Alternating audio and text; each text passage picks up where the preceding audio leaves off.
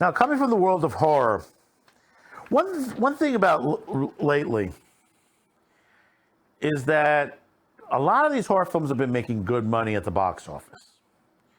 Now, they say, well, it's not making the hundreds of millions of dollars. No, but they're very low budget. And they may make 10, 20, 30 million dollars at the box office.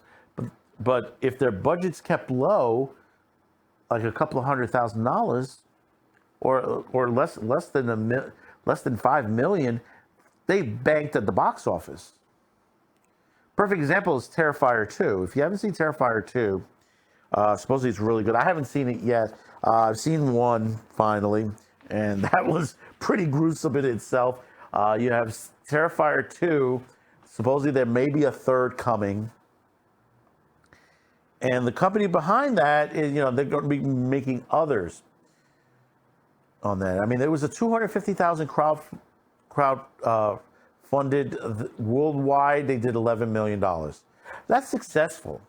That, see, the thing is, Hollywood, these big studios, they're pushing for these mammoth movies to make money for them.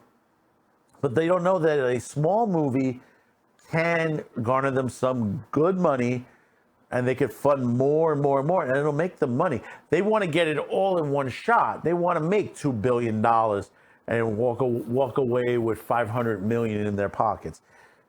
You're not going to get it time. And the way things have been going with the activism and all that, it's going to be junk. But one thing is that's been happening is that you've also been getting the fairy tale stories that's on there. We're just now getting the Winnie the Pooh Blood and Honey that's coming out early next year. Then we have a Peter Pan one that is, I guess, in the beginning stage. But also, we're going to be getting a Bambi one, and I believe it's from the same. It's from the same guys that are doing Blood and Honey. And it looks like this company is going to be pushing themselves out to making these movies.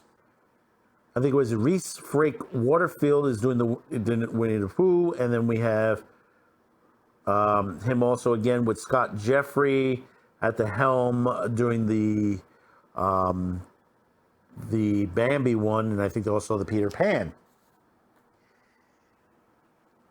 And I think and we're going to be working further into this, enlarging this story also as we get into the new year, because there's a lot more to this. And if you haven't seen the Into Darkness video, in Search for Darkness #3, and they discuss heavily about the VHS era of the horror film. And the one thing about it is, in the VHS era, the horror film, you had a lot of crazy stuff, a lot of great stuff that hasn't made it out of the video store. It hasn't done a DVD, or it hasn't done a Blu-ray, or it hasn't even done streaming. Some of them they're starting to get streamed. Others have just been sitting on the production shelf, never to be seen again, supposedly. And I know there's a big push to get a lot of this stuff shown. I mean, a lot of it is real good fun.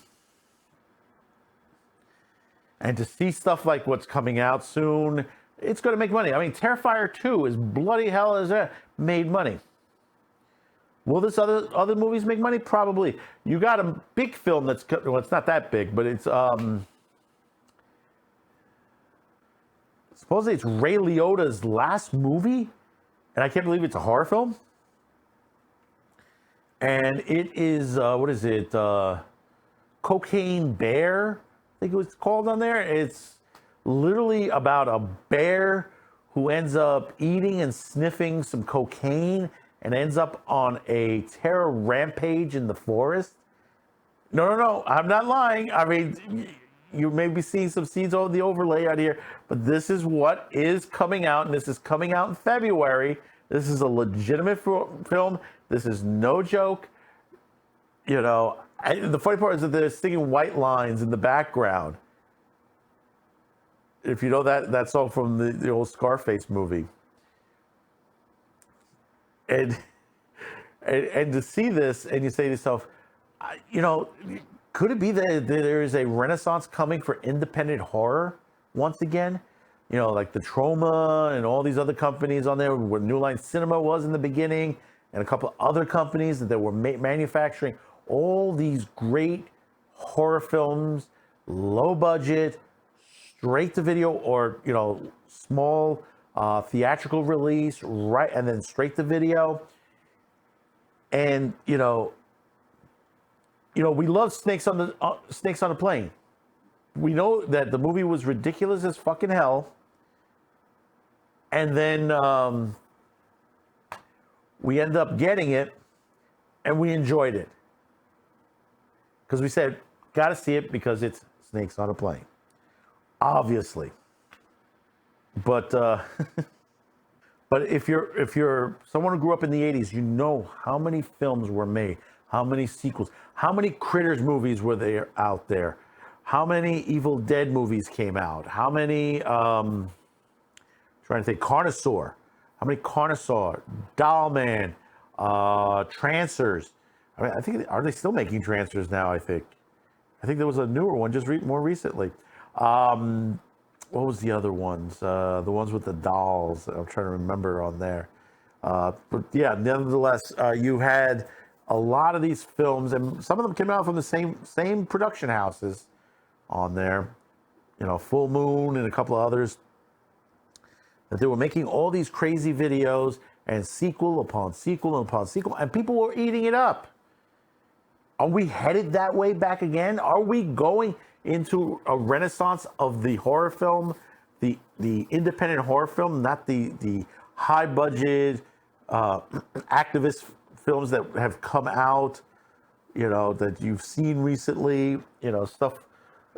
It's just, I mean, Smile was close to that, but I think it was better on there. But you also had, which we're waiting for the third part, that movie called X-Rated, and then it had the sequel, which actually was a prequel, and then there's supposed to be a sequel to it, a third part to it, which is coming soon on that one as well. They haven't announced that one as of yet. Like I said, there have been some small films out there that they've made money. Unlike movies like Bro and Stranger World and what was that Harvey Weinstein, her, whatever the hell that Harvey Weinstein one, that just crapped out in the box office. It's stuff that people didn't want to see. Hollywood has lost touch with the largest amount of viewers. They're catering to the smallest percentile of people. Kevin Sorbo said that in an interview. They're catering to less than 1% of the view of people going to the theaters. Less than 1%. That's not going to get you the billions upon billions of dollars that you want, or something with a budgeted movie that's going to put you in the black. You've just watched a segment from our Madman Cafe show every Sunday night at 6 p.m. You can catch it over at Odyssey. Check in the description below for the link that will lead you to our Q2Cast TV site.